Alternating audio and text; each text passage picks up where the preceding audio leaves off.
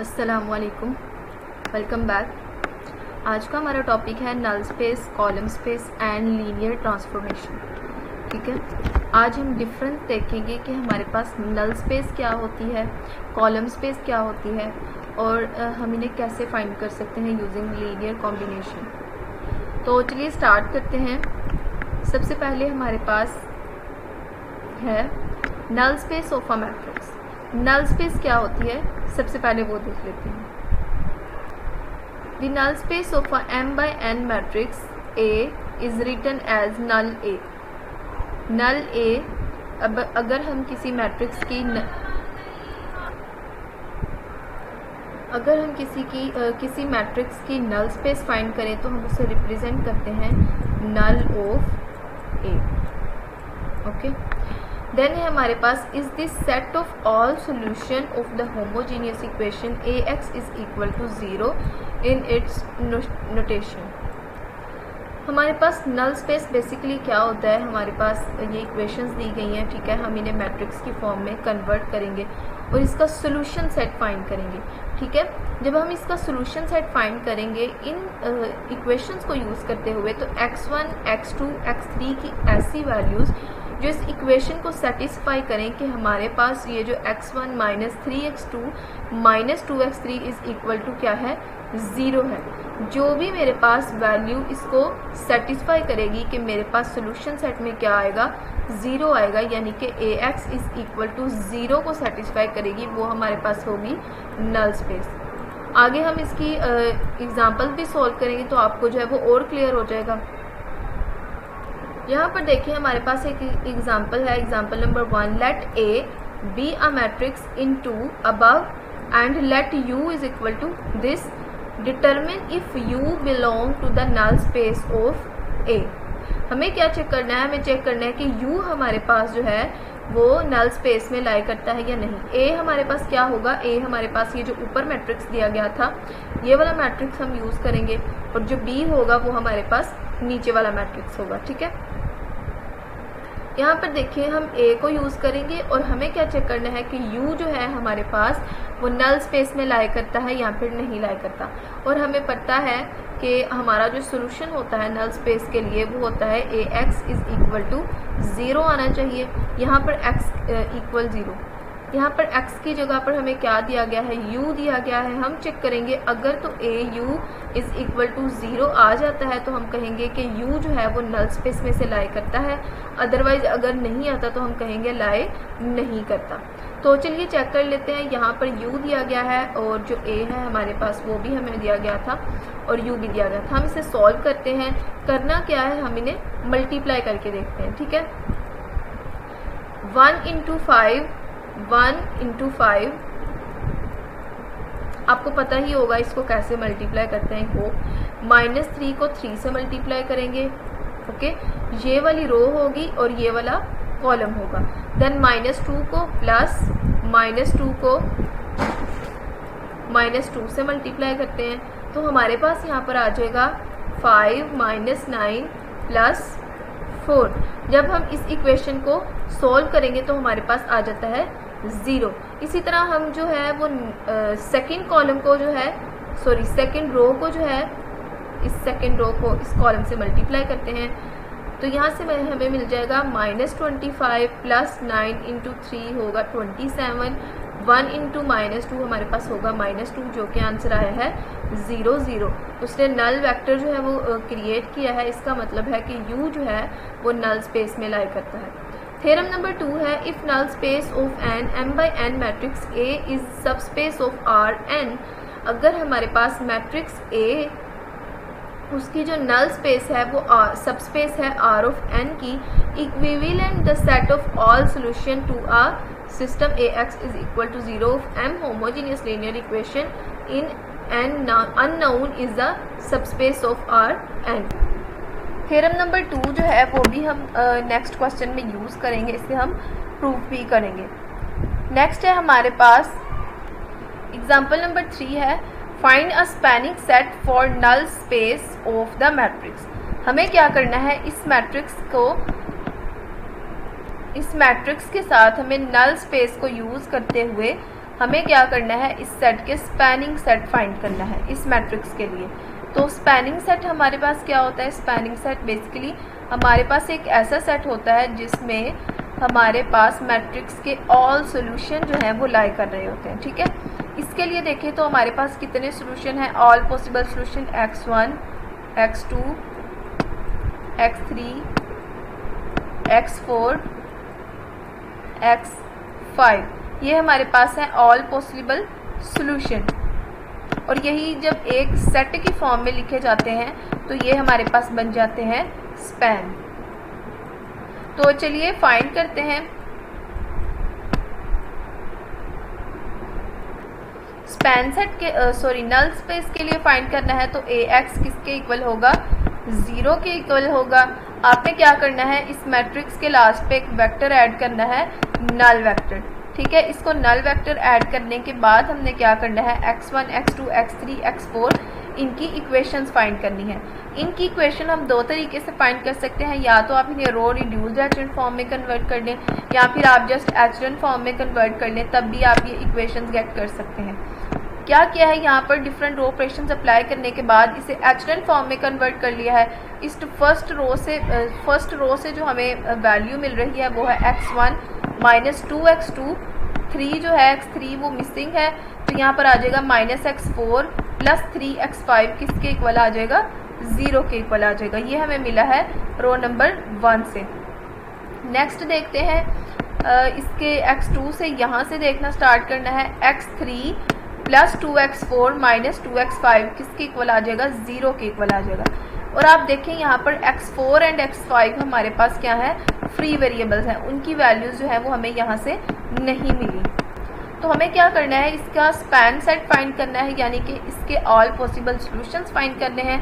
तो चलिए यहाँ से x1 का आंसर निकालते हैं। जो x1 है वो किसके इक्वल हो जाएगा, x1 is equal to 2x2 plus x4 minus 3x5। यहाँ पर आपने क्या करना है, एक वेक्टर लिखना है जिसमें हमारे पास x1 से लेकर जितने हमारे पॉसिबल जो है वो वेरिएबल्स थे वो सारे आपने लिख लेने हैं x5 तक। नेक्स्ट x1 का जो आंसर है वो हमारे पास ये आया है 2x2 plus x4 minus 3x5। ठीक है, यहाँ x1 इस साइड पर रहेगा, बाकी सारी जो इक्वेशन है वो दूसरी साइड पे जो है वो चली जाएगी, तो ये आ जाएगी हमारे पास इक्वेशन। नेक्स्ट दूसरी इक्वेशन से फाइंड करते हैं, यहाँ से हमें x3 का आंसर मिलेगा। x3 जो है वो इसी साइड पे रहेगा, देन बन जाएगा ये माइनस 2x4 प्लस 2x5। ठीक है, x2 जो है उसकी जगह पर आप x2 ही लिखेंगे क्योंकि वो फ्री वेरिएबल है, हमें उसका आंसर नहीं मिला। x3 की जगह पर आप उसकी इक्वेशन लिखेंगे, x4 की जगह पे x4 एंड x5 की जगह पे x5 मिलेगा। हमें जो है यहाँ पर कितने वेरिएबल्स थे, पॉसिबल सॉल्यूशन हमें मिलने चाहिए थे 5 पॉसिबल सॉल्यूशन थे, बट हमें जो इक्वेशंस मिली हैं वो जस्ट 2 मिली हैं। तो यहाँ से हम जस्ट 2 वेरिएबल्स की ही वैल्यूज़ गेट कर सकते हैं, तो बाकी 3 वेरिएबल जो है वो फ्री वेरिएबल्स होंगे। तो उसकी जगह पर हमने जो है वो x2 x4 एंड x5 जो है उनकी जगह पर x2 x4 x5 ही लिख देंगे। अब हमने क्या करना है, आपको पता है x2 x4 एंड x5 इनकी वैल्यूज़ जो है वो हमें नहीं मिली, तो इनको हमने फाइंड करना है। x2 लिख लेते हैं बाहर, x2 कॉमन लेने के बाद हमें यहाँ से मिलेगा 2 1, यहाँ से 0 एंड देन 0 0। ओके, नेक्स्ट हमारा जो कॉमन लेने वाली चीज़ है वो है x4 को जब हम यहाँ से कॉमन लेंगे, x4 को जब बाहर कॉमन निकाल लें तो यहाँ से में आएगा 1 0 माइनस 2 1 एंड 0, और उसका वेक्टर हमारे पास ये है। इसी तरह अब हमें जो चीज़ निकालनी है, थर्ड चीज़, वो है x5 कॉमन ले लें तो x5 यहाँ से आ जाएगा -3 और यहाँ से 2 एंड देन लास्ट पे 1, बाकी दोनों 0 0 आ जाएंगे। ये हमारे पास है span set all possible solution. जितने पॉसिबल सॉल्यूशन हमें मिले हैं वो हम क्या करेंगे, लिख देंगे। यही हमें मिले हैं x2 x4 x5 और ये हमारे पास स्केलर्स हैं x2 x4 x5। इन वेक्टर्स को उन्होंने एक एक किसी मतलब वेक्टर को नाम रख दिया u v w। जब हमारे पास ये सब मिल जाते हैं x2u x5w, तो ये हमारे पास क्या बना रहे हैं, ये हमारे पास ऑल पॉसिबल सॉल्यूशन है, यानी कि ये हमारे पास स्पैन है। यहाँ से अगर हम नल ऑफ ए फाइंड करें तो नल ऑफ ए हमारे पास होगा नंबर ऑफ फ्री वेरिएबल्स। ठीक है, नंबर ऑफ फ्री वेरिएबल्स कितने हैं हमारे पास 3, तो यहाँ पर हमारे पास जो नल ऑफ ए आएगा वो हमारे पास आएगा 3। और अगर हम यहाँ से डायमेंशन कैलकुलेट करें तो डायमेंशन जो हमारे पास आएगी, डायमेंशन हमारे पास 3 होगी,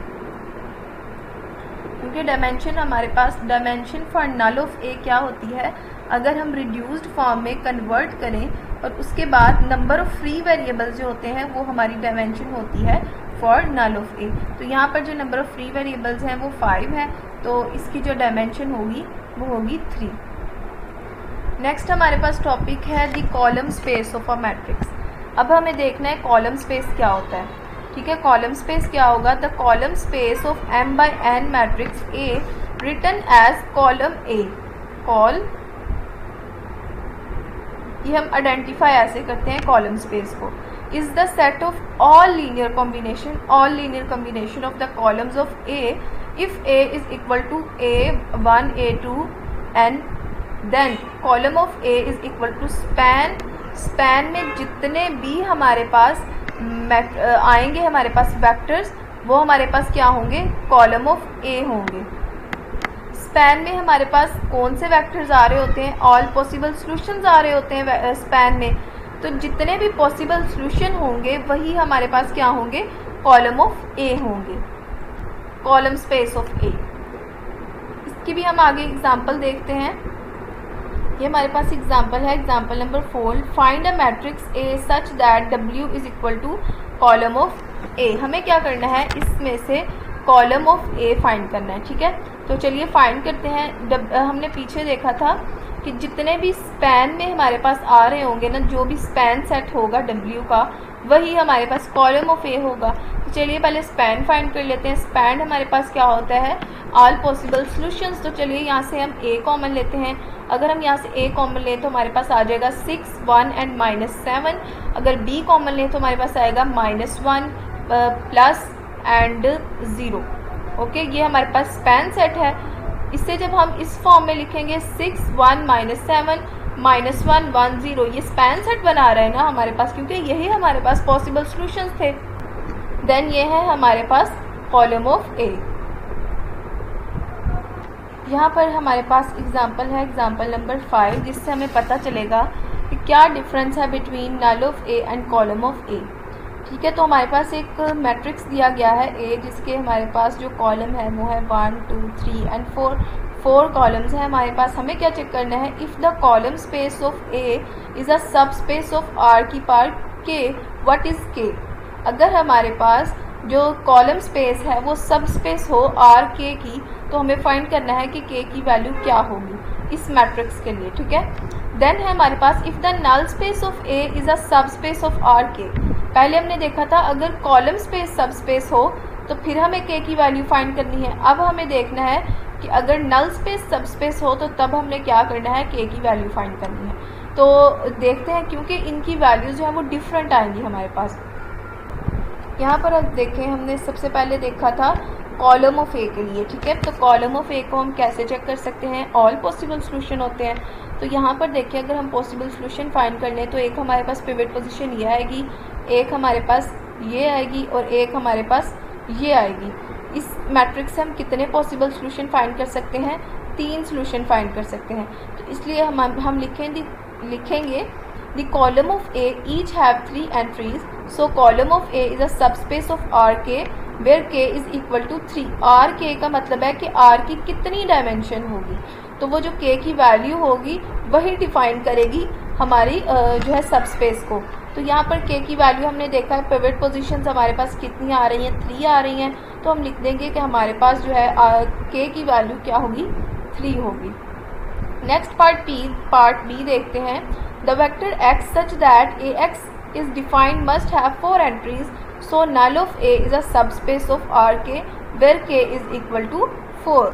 तो यहाँ आप क्लियरली देख सकते हैं जब हमने कॉलम ऑफ ए फाइंड किया है तो हमारे पास के की वैल्यू 3 आई है, जब नल ऑफ ए के लिए फाइंड किया है तो हमारे पास जो के की वैल्यू है वो डिफरेंट आई है। नेक्स्ट देखते हैं एग्जाम्पल नंबर 5 है हमारे पास, एग्जाम्पल नंबर 6 है। With A as in example 5, find a non-zero vector in column of A and a non-zero vector in null of A। अगर हमारे पास हमें क्या करना है, हमें एग्जाम्पल 5 में से ही एक वेक्टर फाइंड करना है जो कि नॉन ज़ीरो हो। किसके लिए फाइंड करना है, कॉलम ऑफ ए के लिए, और एक नॉन ज़ीरो वेक्टर फाइंड करना है किसके लिए, नल ऑफ ए के लिए। तो चलिए पहले हम क्या करते हैं, नॉन ज़ीरो वेक्टर यानी कि एक वेक्टर फाइंड करते हैं फॉर कॉलम ऑफ ए। तो इस मैट्रिक्स से देखें हमारे पास सारे ही वेक्टर जो हैं वो नॉन ज़ीरो हैं, तो हम कोई भी वेक्टर ले सकते हैं। उन्होंने कौन सा फर्स्ट वेक्टर जो है वो यूज़ किया है फॉर कॉलम ऑफ ए। अब हमें निकालना है फॉर नल ऑफ ए, हमें कोई नॉन ज़ीरो वेक्टर निकालना है, ठीक है। तो नल ऑफ ए के लिए हमने पढ़ा था कि वो एक ए एक्स इज़ इक्वल टू 0 को सेटिस्फाई कर रहा होगा। तो हमें क्या करना होगा, यहाँ पर ज़ीरो वेक्टर लास्ट पे ऐड करके हमें रिड्यूस्ड फॉर्म में कन्वर्ट करना है और फिर इसमें से जो है फाइंड करना है ऐसा वेक्टर जो नॉन ज़ीरो हो। इसको देखिए रिड्यूस्ड फॉर्म में कन्वर्ट करने के बाद हमारे पास जो इक्वेशन आई है वो आई है x1 minus 9x3 is equal to 0। फिर आया हमारे पास x2 minus 5x3 is equal to 0 and x3 is equal to 0। तो चलिए पहले इसका स्पैन सेट फाइंड कर लेते हैं, ठीक है। x1 की जब हम वैल्यू निकालेंगे तो सारी जो इक्वेशन है वो सारी इस साइड पे चली जाएगी, तो ये हमारे पास हो जाएगी x1 is equal to 9x3।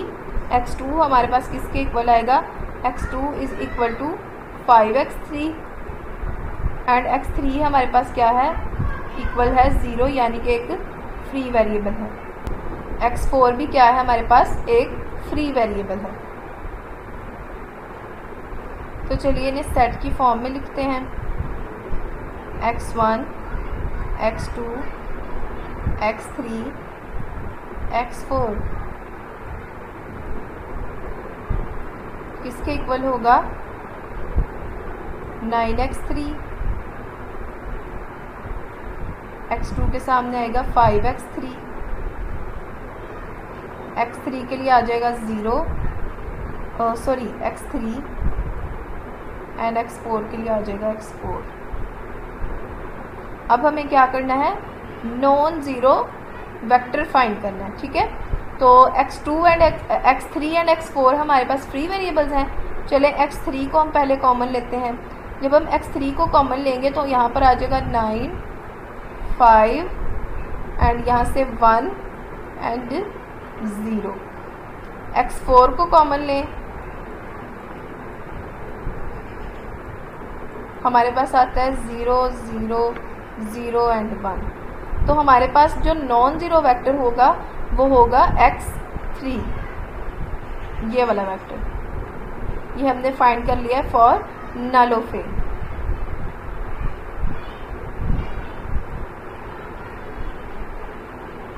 तो यहाँ पर देखें, we obtain a vector in null of A namely x is equal to -9 5 1 और 0। यहाँ पे हमने ये वेक्टर फाइंड कर लिया है फॉर नल ऑफ ए, और कॉलम ऑफ ए के लिए जो है वो हमने ये वाला वेक्टर फाइंड किया है। नेक्स्ट है हमारे पास example number 7, as with a as in example number 5 let u is equal to this and v is equal to this, determine if u is in null of A could u be in column of A, determine if v in column of A could v in null of A और not.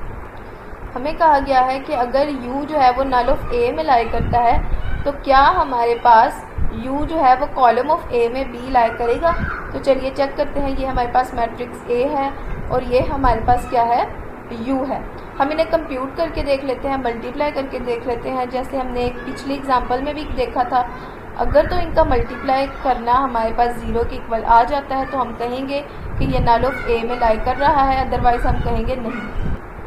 तो यहाँ पर पहले multiply कर लेते हैं। 2 को 3 से मल्टीप्लाई करेंगे तो 6 आ जाएगा। 4 को -2 से मल्टीप्लाई करेंगे तो यहाँ पर -8 आ जाएगा। -2 को -1 से मल्टीप्लाई करेंगे तो यहाँ पर 2 आ जाएगा, एंड देन 1 को 0 से करेंगे तो हमारे पास आ जाएगा 0। ये हमारे पास 8 माइनस 8 क्या आ रहा है, 0 आ रहा है। तो यहाँ पर देखिए फर्स्ट वैल्यू हमारे पास 0 आई है, देन -3 एंड देन 3 आई है।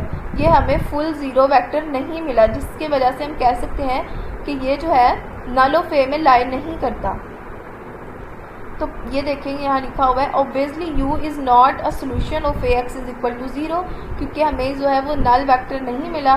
सो u is not in null of A also with 4 entries. यहाँ पर कितनी एंट्रीज बच गई हैं, 3 एंट्रीज बच गई हैं, 4 तो बची ही नहीं। u could not possibly in column of A since column of A is in subspace of R cube. यहाँ पर आप देखें नल ऑफ ए नहीं आया तो वो हमारे पास कॉलम ऑफ ए भी नहीं हो रहा। समटाइम ऐसा भी हो सकता है और समटाइम डिफरेंट भी आ सकता है। नेक्स्ट पार्ट बी है, हमें चेक करना है अगर वी जो है हमारे पास वो कॉलम ऑफ ए में है तो क्या वो नल ऑफ ए में होगा या फिर नहीं होगा। पहले हमने ऑपोजिट किया था, पहले हमने क्या किया था, पहले नल ऑफ ए के लिए था और कॉलम ऑफ ए के लिए हमें फाइंड करना था।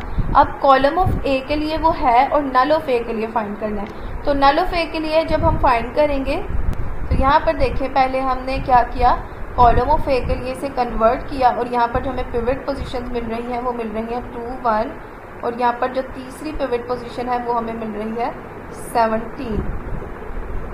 तो ये किस में लाई कर रहा होगा, R3 के ऑर्डर में। तो ये ऑर्डर है हमारे पास R3 का, लेकिन जो हमारे पास नल ऑफ ए है उसका ऑर्डर है हमारे पास R4। इस वजह से हम कहेंगे कि B जो है वो हमारे पास पॉसिबल नहीं है कि वो नल ऑफ ए में लाई करे। यहाँ पर कुछ जो है वो डिफरेंस है इनके दरमियान। Null of A and column of ए के लिए, नल ऑफ ए के लिए है null of A is a subspace of R की पावर n। अगर हमारे पास m/n मैट्रिक्स है, m जो है वो हमारी रोज़ के ऑर्डर को शो कर रहा होता है, ठीक है, रोज़ को, और जो n है वो कॉलम के ऑर्डर को। जो सबस्पेस होगी नल ऑफ ए की वो किसकी ऑर्डर में होगी, वो हमारे पास होगी R की पावर n यानी कि कॉलम के स्पेस में और यहाँ कॉलम के ऑर्डर में। यहाँ पर है column of A is a subspace of R की पावर m। ये किसके जो है वो ऑर्डर में होगी, ये रोज़ की ऑर्डर में होगी m/n से। अगर हम देखें तो फर्स्ट वाला जो है वो रोज़ में होता है ना, रोज़ के लिए होता है। नेक्स्ट है हमारे पास null of A is implicitly defined that is you are given only a condition ax is equal to 0 that vector null of a must satisfy। हमारे पास क्या होता है, नल ऑफ ए में हमें ax is equal to 0 जो है ये condition satisfy करनी होती है। देन हमें कॉलम ऑफ ए में क्या करना होता है, column of A is explicitly defined that is you are told how to build vector in column of A. Null of A में हमें x इज इक्वल टू 0 जो है वो कंडीशन सेटिस्फाई करनी होती है और यहाँ पर हमें क्या करना होता है, how to build vector in column of A, ये फाइंड करना होता है। नेक्स्ट है हमारे पास 3 में it takes time to find vector in null of A. It takes time कैसे लेता है, पहले हमें कन्वर्ट करना होता है ना, जो है वो रिड्यूस्ड एचरन फॉर्म में वेक्टर ए लास्ट पे लगा के। तो it takes time to find vector in null of A, row operation on A 0 are required, यानी कि ए के बाद हमें 0 वेक्टर लगा के हमें जो है वो रो ऑपरेशन अप्लाई करने होते हैं, फिर हमें पता चलता है कि ये जो है नल ऑफ ए में है या फिर नहीं है। लेकिन कॉलम ऑफ ए के लिए क्या होता है, it is easy to find vector in column of A, the column of A are displayed, others are formed from then. यहाँ पर क्या होता है, हमारे पास मैट्रिक्स अगर दिया हो तो वहाँ से हम देख लेते हैं हमारे पास कितने पॉसिबल सॉल्यूशंस आ रहे हैं, तो वहाँ से ही हमें जो है ईजीली पता चल जाता है कॉलम ऑफ ए का। लेकिन नल ऑफ ए के लिए हमें पहले रिड्यूस्ड एचरन फॉर्म में कन्वर्ट करना पड़ता है। यहाँ पर है there is no obvious relation between null of A and entries in A. ठीक है, एंट्रीज जो भी होंगी यानी कि जितनी भी एंट्रीज होंगी उनके दरमियान और नल ऑफ ए के दरमियान कोई भी रिलेशन नहीं होता। There is an obvious relation between column of A and the entries in A since each column of A is column of A. कॉलम ऑफ ए के लिए कैसे होता है हमारे पास जो है रिलेशन कैसे होता है, यहाँ पर जो भी वैल्यू हो 1 2 3 इसी से ही हमें पता चलता है हमारी पिवट पोजीशंस का, इसी से ही हमें पता चलता है हमारी जो है कितने पॉसिबल सॉल्यूशन आ सकते हैं। तो इसी से हमें जो है पता चलता है कॉलम ऑफ ए का। इसलिए मैट्रिक्स ए की जो एंट्रीज़ हैं उनके दरमियान और कॉलम ऑफ ए के दरमियान जो है वो रिलेशन है। नेक्स्ट है हमारे पास a typical vector v in null of a has 3 property av has the property av is equal to 0। Null of a के लिए हमारे पास जो प्रॉपर्टी होती है वो av इज इक्वल टू 0 होती है, लेकिन 5 जो है वो कॉलम ऑफ a के लिए जो प्रॉपर्टी होती है वो होती है ax is equal to v is consistent. इसका मतलब है जितने हमें सोल्यूशन मिलेंगे v के उतनी ये हमारे पास प्रॉपर्टी उसको सेटिस्फाई करती है। नेक्स्ट है हमारे पास 6 में given a specific vector v it is easy to tell that if v is null of a just compute av। अगर हमारे पास v दिया गया हो कोई वेक्टर तो उससे नल ऑफ a फाइंड करना बहुत इजी होता है। कैसे हम av फाइंड करेंगे? अगर हमारे पास av का जो मल्टीप्लिकेशन है वो 0 के इक्वल आती है तो हम कहते हैं कि वो नल ऑफ a में है, अदरवाइज़ नहीं होगा। गिवन जो कॉलम ऑफ a में क्या होता है, given a specific vector v it may take time to tell if v in column of a row operations are required। हम क्या करेंगे, अगर हमें a मैट्रिक्स दिया गया हो और उसके साथ v दिया गया हो तो हम क्या करते हैं, इन दोनों को मल्टीप्लाई करेंगे। अगर तो वो हमारे पास नल वेक्टर प्रोड्यूस कर रहा है तो हम कह देंगे कि ये नल ऑफ a में है। लेकिन अगर जो है ये रो ऑपरेशन कॉलम के लिए चेक करना हो, कॉलम स्पेस के लिए, तो तब हमें क्या करना होगा, पहले इसको जो है आर्ग्यूमेंटेड मैट्रिक्स की फॉर्म में लिख के इस पर रो ऑपरेशंस अप्लाई करने होंगे। रो ऑपरेशन अप्लाई करने के बाद हमें चेक करना है कितने पॉसिबल सॉल्यूशन मिलते हैं, उसके अकॉर्डिंग हम कॉलम स्पेस फाइंड करते हैं। नेक्स्ट है हमारे पास 7th में null of a is equal to 0 if and only if the equation ax is equal to 0 has only the trivial solution. Column space में है if column of a r की power m if and only if the equation ax is equal to b has a solution for every b in Rm। ठीक है, आपको पता है अगर तो ax इज इक्वल टू 0 जो है वो सेटिस्फाई कर जाता है तो वो हमारे पास column of null of a में ना कर रहा है। लेकिन अगर ax is equal to b है तो b के जितने सोल्यूशन हमें मिलेंगे b में वो हमारे पास कॉलम ऑफ a होंगे। लास्ट है हमारे पास null of a is equal to 0 if and only if the linear transformation x को ट्रांसफॉर्म कर रहे हैं a of x is 1 to 1।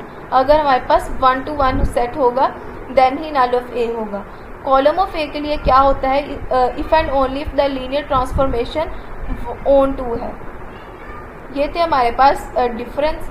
ठीक है, नेक्स्ट है हमारे पास लीनियर ट्रांसफॉर्मेशन। लीनियर ट्रांसफॉर्मेशन के लिए हम ऑलरेडी एक वीडियो अपलोड कर चुके हैं जिसके लिए हमें पता है कि लीनियर ट्रांसफॉर्मेशन में ये दो जो हैं इक्वेशंस को सेटिस्फाई करना होता है। अगर टी यू प्लस वी हमारे पास इक्वल आ जाती है, अगर उन पर सेपरेट ट्रांसफॉर्मेशन अप्लाई किया जाए और टी ट्रांसफॉर्मेशन अप्लाई की जाए किस पे, सी यू पे, और अगर उस पर सेपरेट जो है पहले ट्रांसफॉर्मेशन अप्लाई की जाए फिर उससे मल्टीप्लिकेशन की जाए तो वो इक्वल आती है हमारे पास। यह है हमारे पास लीनियर ट्रांसफॉर्मेशन। नेक्स्ट हम आते हैं एक्सरसाइज के क्वेश्चन की तरफ। Determine if W is equal to this is in null of A where. अब हमारे पास मैट्रिक्स A दिया गया है और एक W दिया गया है, हमें चेक करना है कि क्या ये नल ऑफ A में है या फिर नहीं है। तो आपको पता है हमें क्या करना है, A W फाइंड करना है, यानी कि इनकी मल्टीप्लिकेशन फाइंड करनी है। अगर वो 0 के इक्वल आती है तो हम करेंगे कि ये नल ऑफ A में है। क्वेश्चन नंबर 1 और 2 जो है वो सेम मेथड से होना है। यहाँ पे आप देखें A एंड W लिख लिया गया है, नीचे लिखा है if it's answer will 0 it will null of A। तो चलिए फाइंड करते हैं। यहाँ पर देखें अगर हम इन दोनों को मल्टीप्लाई करें तो यहाँ पर ये मल्टीप्लाई करने के बाद ये मैट्रिक्स आया और इसका आंसर जो है वो 0 प्रोड्यूस हो रहा है, तो हम कह देंगे कि it is from null of A। ऐसे ही क्वेश्चन नंबर 2 है हमारे पास। क्वेश्चन नंबर 2 में भी हमें यही चेक करना है, हम इनको मल्टीप्लाई करेंगे। मल्टीप्लाई करने के बाद अगर आप देखें 5 × 5 21 को 3 से करेंगे एंड 19 को 1 से करेंगे। ये करने के बाद हमारे पास ये मैट्रिक्स आया है। इन मैट्रिक्स को सोल्व करने के बाद हमें जो है वो नल वेक्टर मिला है। अगर हमें नल वेक्टर मिल जाए तो हम कहते हैं कि ये नल ऑफ A में लाई कर रहा है। नेक्स्ट देखते हैं क्वेश्चन नंबर 3। क्वेश्चन नंबर 3 है हमारे पास find an explicit description of null of A by listing vector that span the null space. Question number 3, 4, 5, 6 ये जो है हमारे पास सेम मेथड से होंगे। तो चलिए एक्सप्लिसिट डेफिनेशन से बताना है।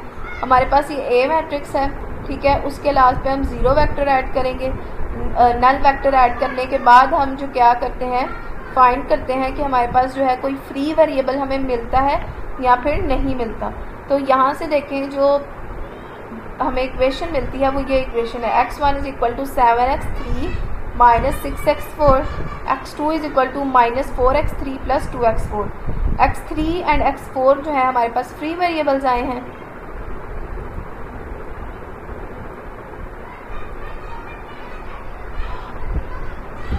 यहाँ पर आप देखें x3 एंड x4 जो है हमारे पास फ्री वेरिएबल्स आए हैं। तो हमें यही फाइंड करना था, हमें वो वेक्टर्स फाइंड करने थे जो है वो स्पैन में फ्री वेरिएबल्स हों।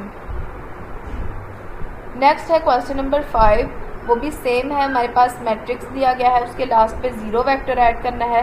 ज़ीरो वेक्टर ऐड करने के बाद उसे एचरन फॉर्म में कन्वर्ट किया है। पिवट पोजीशंस फाइंड करने के बाद जो इक्वेशन आई है हमारे पास, यहाँ पर देखें x1 x3 हमारे पास जो है वो आंसर आया है। x2 एंड x4 हमारे पास फ्री वेरिएबल हैं, तो यही हमारा जो है वो आंसर है। यही दो वेक्टर्स हमें बेसिकली वेक्टर्स ही फाइंड करने थे। क्वेश्चन नंबर 3 से लेकर 6 तक जो है हमारे पास सेम मेथड से होंगे। बाकी क्वेश्चन नंबर 7 है हमारे पास, either use an appropriate theorem to show that the given set W is a vector space or find a specific example to the contrary। हमें क्या किया गया है, एक सिचुएशन दे दी गई है A B C is equal to 2। हमें क्या फाइंड करना है, शो करना है कि W जो है वो हमारे पास वेक्टर स्पेस में से है। अगर ऐसा नहीं है तो हमें बताना है कि ऐसा क्यों नहीं है। तो चलिए क्वेश्चन नंबर 7 देखते हैं। क्वेश्चन नंबर 7 का जो आंसर है वो हमारे पास set W is a subset of R cube. यहाँ पर देखें ये किसका सबसेट है, R क्यूब का। If we were vector space, if W were vector space then it would be subspace of R cube. यहाँ पर कहा गया है कि अगर ये वेक्टर स्पेस है W की तो ये सबस्पेस होगी R3 की, क्योंकि जो हमारे पास W है उसका ऑर्डर क्या है, R3, ठीक है।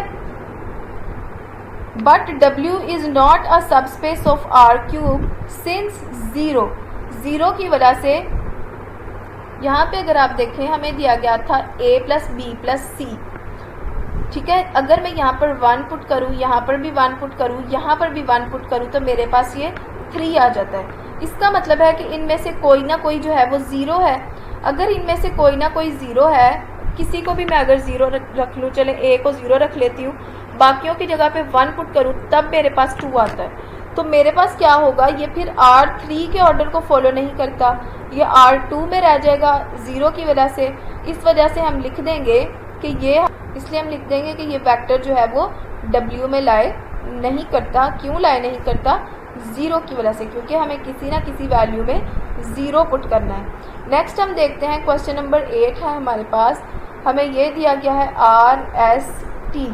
इसके लिए हमें चेक करना है कि क्या ये वेक्टर W में लाई करता है या फिर नहीं लाई करता। यहाँ पे हमें एक कंडीशन दी गई है, यहाँ पर देखें, हम पुट करके देखते हैं।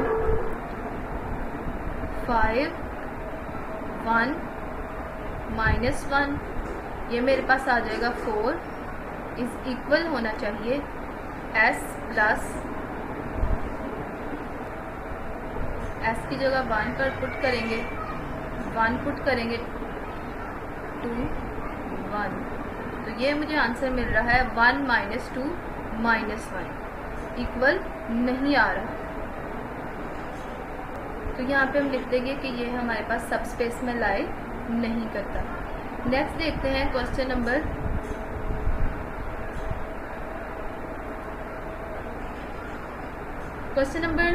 7 से लेकर 16 तक जो है वो सेम मेथड से है। नहीं, क्वेश्चन नंबर 14 तक सेम मेथड से। क्वेश्चन नंबर 15 है हमारे पास, find A such that the given set is in column of A, हमें फाइंड करना है एक मैट्रिक्स फाइंड करना है जो कॉलम ऑफ ए के लिए हो। तो चलिए क्वेश्चन नंबर 15 का सॉल्यूशन देखते हैं। ये है हमारे पास, ये हमें सेट दिया गया है। उन्होंने क्या किया है, यहाँ से आर एस एंड टी बाहर निकाल लिए हैं।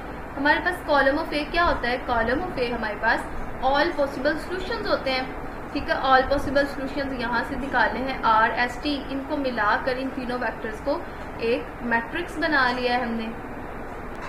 तो यहाँ पर देखें, अगर इसको हम थर्ड से जो है वो चेंज कर दें तो यहाँ पर आ जाएगा 3 -1 एंड -1। पिवट पोजीशंस देखें, एक ये है, एक ये है, एक ये है।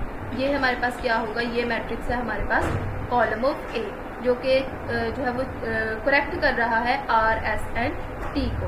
नेक्स्ट क्वेश्चन नंबर 16 है हमारे पास, उसमें हमें ये वाला सेट दिया गया है। हमें क्या करना है, इससे भी मैट्रिक्स बनाना है। तो आप क्या करेंगे, यहाँ से B and C, B C D, इनको कॉमन ले लेंगे। कॉमन लेने के बाद हमारे पास जो है इनको एक मैट्रिक्स की फॉर्म में लिख देंगे। यहाँ से देखें, ये हमारे पास क्या है, 3 पिवट पोजीशंस आ रही हैं जो कि बी सी डी के लिए सेटिस्फाई कर रही हैं। तो हम कह देंगे कि ये हमारे पास मैट्रिक्स है कॉलम ऑफ ए के लिए। नेक्स्ट है क्वेश्चन नंबर 17। क्वेश्चन नंबर 17 में हमें क्या कहा गया है, एक मैट्रिक्स दिया गया है ए। क्वेश्चन नंबर 17 डिफरेंट है, वो है हमारे पास find k such that null of A is a subspace of R k, ठीक है, and find k such that column of A is a subspace of R k. ये भी हमने क्वेश्चन किया था कि के की वैल्यूज हमें फाइंड करनी है for null of A and for column of A. तो चलिए क्वेश्चन नंबर 17 के लिए देखते हैं। Matrix is 4/2 matrix, null of A is a subspace of R2। हमने देखा था कि जब हमारे पास नल ऑफ ए की बात हो रही होती है, हमारे पास जो मैट्रिक्स होता है ना, मैट्रिक्स ए, वो किस ऑर्डर में होता है, m/n मैट्रिक्स में। ये हमने डिफरेंस में पढ़ा था कि जो हमारे पास नल ऑफ ए का ए होगा, उसका जो ऑर्डर होगा वो हमारे पास m के अकॉर्डिंग होगा, यानी कि रो के अकॉर्डिंग। और जो कॉलम ऑफ ए होगा, उसका जो ऑर्डर होगा वो हमारे पास कॉलम के अकॉर्डिंग होगा। तो नल ऑफ ए जो है वो रो के अकॉर्डिंग, देखें, सॉरी मैंने जो है वो गलत बोल दिया। जो हमारे पास नल ऑफ ए होगा उसका ऑर्डर हमारे पास कॉलम ऑफ ए के अकॉर्डिंग होगा, और जो हमारे पास कॉलम ऑफ ए होगा उसका ऑर्डर हमारे पास रो के अकॉर्डिंग होगा, ठीक है। तो यहाँ पर देखें, अगर हम नल ऑफ ए की बात करें, नल ऑफ ए के लिए हम कॉलम को देखते हैं, तो कॉलम हमारे पास क्या है, 2 है उसका ऑर्डर। तो इसलिए हम लिख देंगे कि किस सबस्पेस में लाई कर रहा है, R2 में लाई कर रहा है। इसी तरह कॉलम ऑफ ए के लिए जब हम देखेंगे तो उसके लिए ऑर्डर है हमारे पास 4, उसके लिए हम लिख देंगे कि ये R4 में लाई कर रहा है, इसकी सबस्पेस जो है। नेक्स्ट आपने क्या करना है, 18 एंड 19 क्वेश्चन खुद करना है। हमने इनकी एग्जांपल्स भी सॉल्व की हैं और ये आपको बिल्कुल भी डिफिकल्ट नहीं होगा। क्वेश्चन नंबर 20 देखें, यहाँ पर इसका ऑर्डर क्या है हमारे पास, इसका ऑर्डर है हमारे पास 1/1 2 3 4 5, 1/5। तो इसके लिए हम क्या करेंगे, नल ऑफ ए के लिए सबस्पेस निकालेंगे और कॉलम ऑफ ए के लिए सबस्पेस अगर फाइंड करें, हमारे पास जो नल ऑफ ए का ऑर्डर होगा वो 5 होगा और जो कॉलम ऑफ ए का ऑर्डर होगा वो होगा 1। ये थी हमारी आज की वीडियो। अगर से आपको पसंद आए तो इसे लाइक ज़रूर कीजिएगा, शेयर ज़रूर कीजिएगा और चैनल को सब्सक्राइब ज़रूर कीजिएगा। Thank you so much. अल्लाह हाफिज़।